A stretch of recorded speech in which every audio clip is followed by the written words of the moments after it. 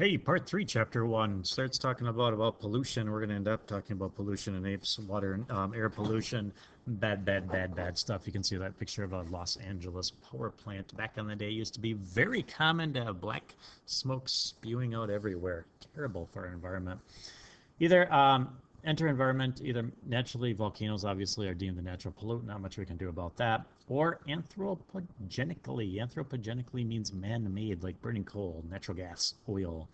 The effects that can actually disrupt or degrade life support systems are cycles, which we'll talk about in a little bit too.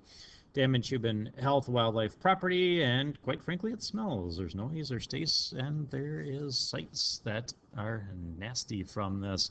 Back in England, in the London particularly, in the Industrial Revolution, it was terrible. You can see across the street there was so much coal burning. Environmental and resource problems. Population growth, obviously a huge problem. These are the things that are kind of leading to a lot of our environmental problems. The more our population goes up, the more food we've got to grow. The more food we've got to grow, the more pesticide and fertilizer we need to put down in our soil, because our soil just frankly cannot keep up. That's one example of it, plus more pollution, etc. Wasteful resource use, if we could just curtail that, we'd be much better off. A lot of poverty, bad environmental accounting, ecological ignorance. We think the oceans are huge and vast and can't damage them. That is wrong. Inadequate understanding of how the earth works, too, by a lot of people. You'll know by the time I'm done with you. Number of people in the world's percent of the world's population without adequate sanitation facilities. In other words, they don't have a toilet. They're going potty right outside their house. About 38%. Enough fuel for heating and cooking, huge problem due to deforestation. 29%. Electricity, about 2 billion people in the world don't have electricity. Oh, goodness. Clean drinking water, about 16% don't have it. That's terrible. You need water to live. Adequate health care, 16%. Adequate housing, 15%. And enough food for good health, 15%. In the United States, we tend to have a malnutrition. Plenty of food, we just eat the wrong stuff, aka McDonald's. There's myself and my family. We are very affluent. We like our things. Look at all that beautiful stuff I have outside my Texas home. And my wonderful wife and children and dog tied to the fire hydrant there.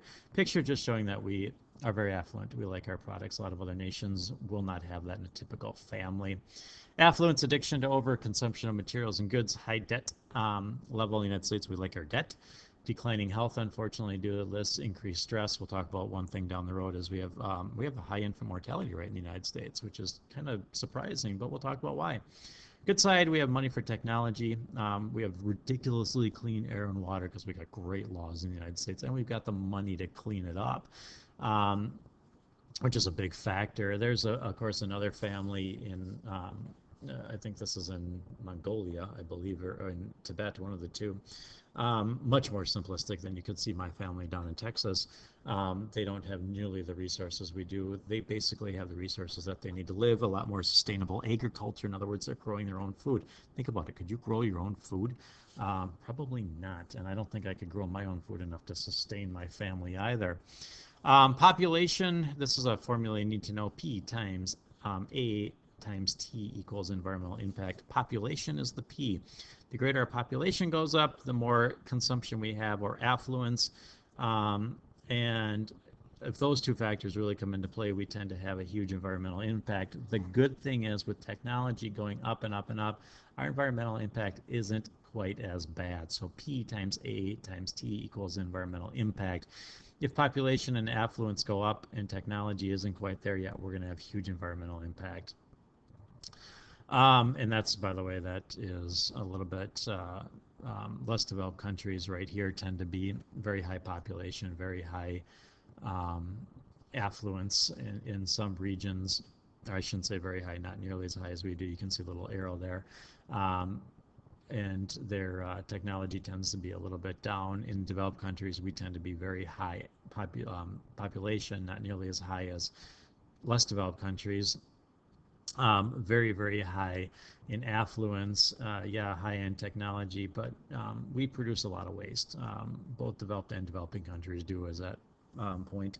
We do have something called the tipping point, and that's where our environment is absolutely going to crash. It could be something as simple as Food supply. Eventually, hey, we're going to run out of food for all our increasing populations. We've gone past the tipping point. Guidelines for working with the earth. Never leave the earth worse than you found it. That's easy to say. Take what you need, do no harm, sustain diverse living organisms, maintain Earth's capacity for self-repair and adaptations. If we just let nature do what nature does, everything would be good, but we don't. Do not waste, do not pollute, decrease population, reduce poverty. Themes we will talk about throughout the terms.